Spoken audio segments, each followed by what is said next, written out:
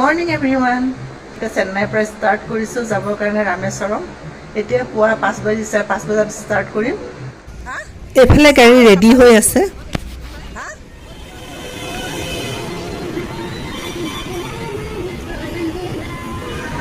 চেন্নাই টাউনৰ পৰা ওলাই গৈছে, চাহ বিস্কুট খাইছোঁ। মই চাহকাপ খাই যাত্ৰা আৰম্ভ কৰিলোঁ। বন্ধুসকল, পুনৰবাৰ স্বাগতম জনালোঁ।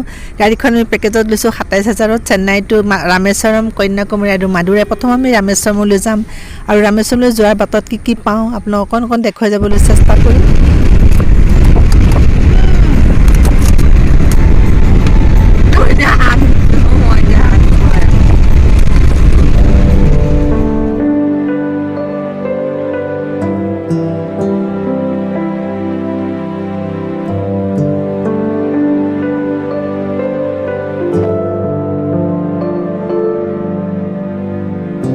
ইয়াতে টোলগেট বহুত ঘন ঘনকৈ আছে। ড্ৰাইভাৰজনে ক'লে যে 60 মিটাৰৰ পিছে পিছে আছে আৰু ৰামেশ্বৰম পাবলৈ হ'লে 13টা টোলগেট পাৰ হ'ব লাগিব।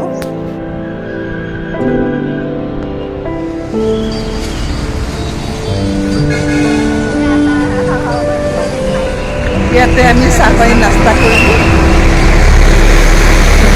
সকলো মহিলাই চুলিত কাজৰা লগায় আৰু ময়ো এথোপা ফুল লগাইলোঁ। এই ফুলপাহো সোমাইহে গোটেই বাটটো আমোল বনাই যাব।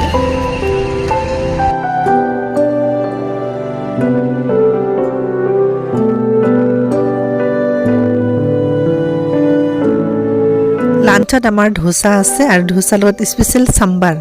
চাম্বাৰ কি হয় এই বিষয়ে ধুনীয়াকৈ আমাক বুজাইও দিলে।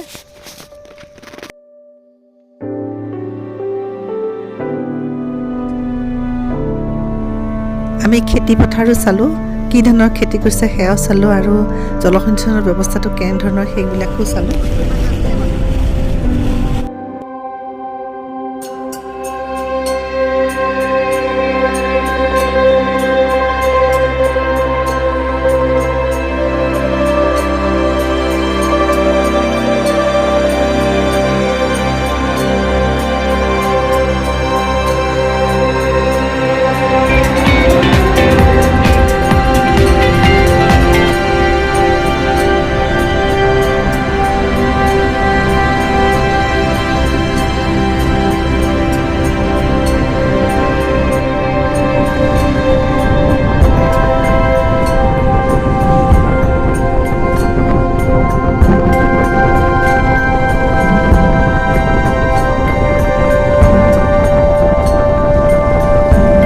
বংগোপসাগৰৰ ওপৰত দলং আৰু এই দলঙৰ পৰাই দূৰৈ ৰাম সেতু দেখা পালোঁ আৰু এফালে ট্ৰেইন ৰাস্তা, এখন পুৰণি ট্ৰেইন ৰাস্তা এখন নতুনকৈ বনাই আছে।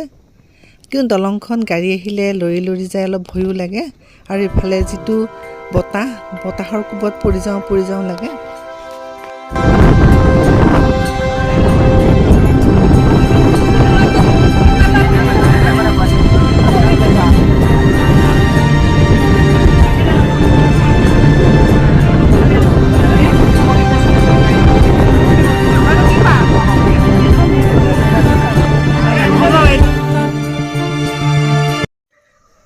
ৰাতি আমি ৰামেশ্বৰমৰ মন্দিৰৰ ওচৰতে হোটেলত আছিলোঁ আৰু ৰাতিপুৱা 5 বজাতে শুই উঠি খোজকাঢ়ি মন্দিৰত দৰ্শন কৰিবৰ কাৰণে ওলালোঁ।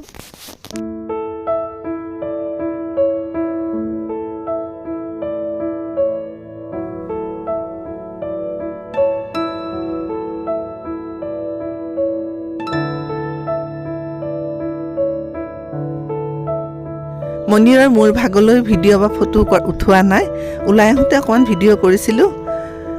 আৰু ইয়াৰ ভাস্কৰ্য শিল্প সঁচাকৈ ইমানেই সুন্দৰ, সকলোবোৰ শিলত খোদিত, দেখিলে মনটো বহুত গদগদ হৈ যায় ভক্তিত। জয় শ্ৰীৰাম। আৰু অকণমান ওলাই অহা পথৰ ভিডিঅ'হে আপোনালোকক দেখুৱাইছোঁ।